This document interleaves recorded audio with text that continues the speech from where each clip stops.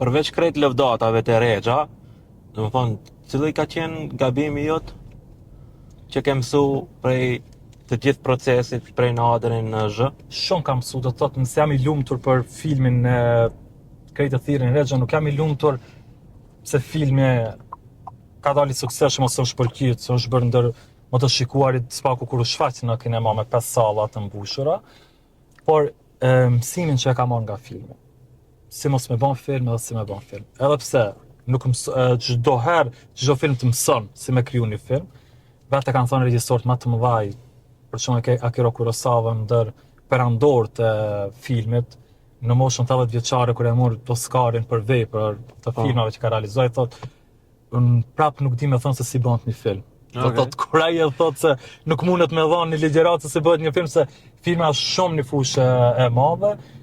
Normal se edhe unë nuk kam çka me thonë atë.